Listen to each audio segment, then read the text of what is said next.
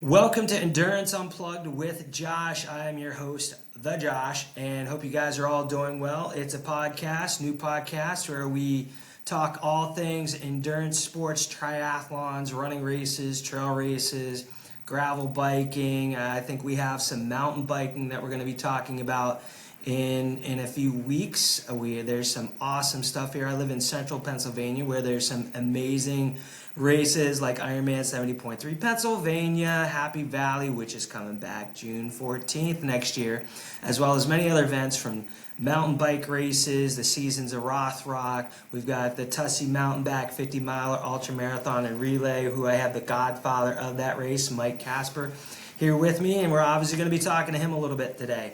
So we got lots of stuff going on in Happy Valley and around the country.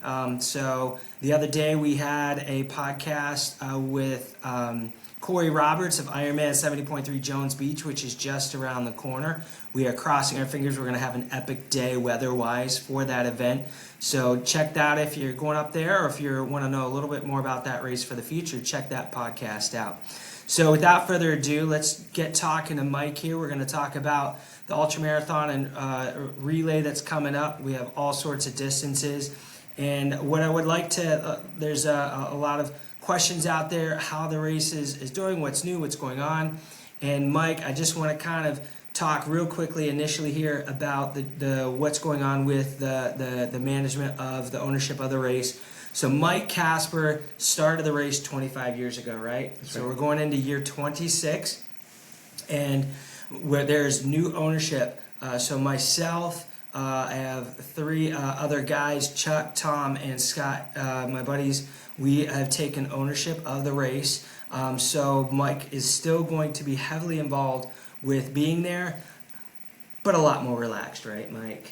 So he's going to be there at the start, starting everybody at the finish, wherever he wants to be, helping out with the 100-miler. But there's going to be several of us kind of dividing and conquering the event. It's a large event with lots of people, and takes a lot of manpower and volunteers. We'd love to have volunteers and racers help out race day. So, Mike, tell us a little bit about the background of the race and how you got it started, and we'll lead into the events that we have nowadays, which it's expanded from year one. So the race began, as Josh pointed out, 25 years ago in 2000, and the intent was to create a relay event in Rothrock State Forest, which is such an amazing place to run, hike, or do whatever you want to do in terms of sporting events. But it's beautiful every season of the year, but especially when the leaves change in October. So a 50-mile loop was charted out. It was not clear at all whether this would take off. I mean, seriously, it was like, well, will people do interested in a relay? And we weren't even thinking at that time about an ultramarathon. So the first year, there were 16 relay teams and one ultramarathoner. This guy, Joe Schuda from Duncansville, came up to run. Long story short, people liked it. The next year we had a few more teams, we had a few more ultramarathoners, and the race continued to grow. We've had over 100 ultramarathoners and over 100 relay teams in certain years. So we had a little drop with COVID, of course, but things are growing again, and people are excited about getting out there in Rothrock. There are several times in the year that people can train. We have 6 free races in the spring called the Tussey Teasers that cover parts of the course and go in distance from 10K to a half marathon. And then right now, there's a series of 8 runs on 8 Saturday mornings that cover the whole 50-mile loop that we have. So people can get a chance to experience those different parts of the loop that are the primary loop of the course. Well, in addition to the 50-miler, we have also added a 50K several years ago and a half marathon. And we also have a 100-mile option as well as a kids' mile.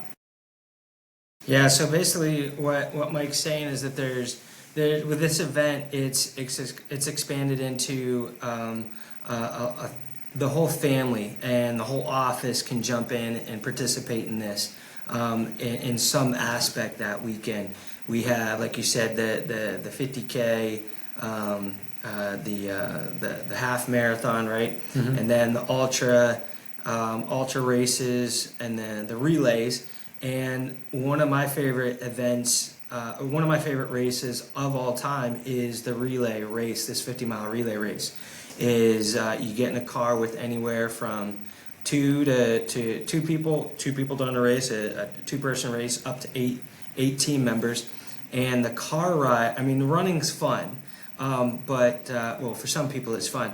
But the car ride is a trip. You're stinky, you're sweaty, and if there's a relay team of 6, there's 5 of you packed in that car at any one time as you're going around Rothrock State Forest, which, like Mike touched on, in October is absolutely stunning, with the change in the leaves and the coolness, and some of those mornings it can start out being pretty brisk. It's just a fantastic time of year, fantastic place. It's a hidden gem, as I like to say, in this part of the country. It's a special place. And the other part I really like about it too is this type of event. Sometimes you go to events, and they can be amazing events, but sometimes the hotel infrastructure, where to eat, those type of things, it can be a challenge. We here in State College, home of Penn State University, there's tons of hotels here, lots of different places to stay. We have this event on an away football or no football weekend, so there's not college football taking place the weekend of this event every year. So there's hotels that are here that are not football priced and stuff like that. So there's a lot of infrastructure here, and the one hotel at is it Mountain View Country Club? It's literally like 3 minutes away from the start and finish line. So lots of good, easy places to stay for this type of event. And so the other thing I want to touch on too is Tussey Mountain has done some major renovations to their area, and so where their putt-putt is, where their go-kart area is, where they're right below the go-kart area, they are putting in a beer garden, and that's where we're going to be having the post-race party this year. As you guys finish, you come up to the post-race party, and it's totally different from. We're going to move it up from the pavilion. We'll be at that party area, and so it's going to be a good experience post-race. We're looking really forward to that. And at that, whether it's the start or the finish, you'll be able to see this guy there, and usually he's running around organizing it. That's going to be my buddies and myself that are going to be going crazy, running around, making sure everybody's okay, and you'll be able to talk to this guy and go, what were you thinking in about a race that goes up and down? What is it? How many thousands of feet of elevation, Mike? Over a mile. Over a mile. Yeah. It's a lot of elevation. So, and then also another thing that Mike touched on is he talked about the additional free races that we have throughout the year. The events is the Tussey Teaser races that take place starting in February, and there's like 6 of those or thereabouts. And then right now we're recording this on September 9th. And starting usually at the beginning of September, you have the Discovery Series races that goes throughout Rothrock State Forest, and it usually covers maybe 1 or 2 legs of the race. And those are, if you're looking for things to do on a weekend, hey, I want to go do, but I don't want to go to an hour away to run a race. These are great. I mean, for me, Mike, you put up a stopwatch, start a stopwatch, and put me against a couple people. I'm going crazy. I'm competing. It doesn't matter if it's 1,000 people or if it's 2 other people. I love just competing, and so it's a great way to get a good workout. And plus, you're out in Rothrock State Forest. There's generally a lot less traffic. You're not running on, with busy 55-mile-an-hour cars, trucks going up and down the road. So it's out there in remote Rothrock State Forest. It's gorgeous. It's definitely a place that is phenomenal to run, ride, just be in, hike in Rothrock State Forest in the fall. So you started it 26 years ago now, and now you're going to be able to kind of sit back, relax. Mike will be there throughout the weekend to talk to. Lots of good stuff. We'll do another podcast about the race weekend as we get closer to kind of go through some of the details. If you want to get registered or volunteer, the website link, we have a Facebook page. You can look up Tussey Mountainback on 50 Mile on Facebook. You can also, the website for checking out the race, the different distances, is TusseyMountainback50.com, TusseyMountainback50.com. You can go there, you can check out, explore the different races. We're in the middle of adding and upgrading and improving that website where you can find all the different legs. So if you have a relay and you have a 3 or 4 person, or if you have a 5 or 6 person, different, the website will show you the combined total miles for each person on the relay team. It'll show you the elevation, all that kind of, there's all sorts of cool charts that if you're get geeked out on that stuff, you can check it out and kind of go, all right, do we want the person, our star runner, to climb the most elevation or do the most longest distance, all that kind of nuts and bolts kind of stuff that's kind of fun to look at. So Mike's done a really good job over the years, and we basically have taken those graphs and put them on the website for you. So check it out. It's a little bit different than the old one. You click on a race and I think you scroll up and down a ways, especially for the relay one that has all the different legs and groups and stuff like that. Check that out. Other things you like to add about the race, Mike? So I guess I always want to mention that there's people that like road races, people like trail races. This is a road race, technically speaking, but it's also a trail race because it's 84% unpaved roads. So these are the fire roads of the forest, and it's a soft surface, but there's no roots or rocks or trail or stream crossings to deal with. And the other thing that's kind of cool is ultramarathons and the relay happen at the same time. So if you're doing the relay, you're actually going to see the ultramarathoners coming through. And if you're doing an ultramarathon, you're not going to be out there for hours and hours and seeing no people. You're going to have people cheering for you at various places all along the way. And both sides seem to feed off the other. It's really a great interaction there, too. Definitely. I think, Mike, one of my favorite memories of the race that I remember over the last number of years that I've done the race, I seem to always get leg, I think it's 1, 2, 3, 5. It's the 5K downhill to Alan Seeger. And that, just how it worked out, I think the 2 out of the 3 years that I remember, 2 out of the 3 years, I had the honor and pleasure to run by George Etzweiler 2 of those 3 years. And I just remember getting choked up and thinking how incredible that was. I think at that he was in his late 90s, mid 90s when I would see him. And I got goosebumps as I ran by him and choked up and yelling, not wanting to startle him, because I remember the first year he was by himself. And I was like, so I ran to the right a little way so I wouldn't, hey, George. I was so excited to see him, and I know it can be a little bit, So I ran by him, and I was like, George, you're amazing. Keep it up. But that was George's leg, right? It was leg 5 of the Mountainback. At least twice, and I think a third year I helped out, volunteered. I got to see him on that leg too with his support crew. I think when he was in his early hundreds or thereabouts, and that was quite one of my favorite memories. I enjoy the car ride with the race, but those memories I will hold near and dear to me the rest of my life. Is having the honor to run the same leg as George a couple times. Yeah. So George did run other legs. There was one year when he ran leg 6, which is the legendary 3.5 mile hill up halfway through the course. And I remember talking to runners at the beginning of the start of other relays, because the Old Man of the Mountains, his relay team started with the ultramarathoners an hour earlier. And I asked, so who's running that tough leg 6? And some people raised their hands, and I said, well, just to put it in context, there's a guy, 98 years old, I think that was his age, who's doing that leg. So don't grouse too loud.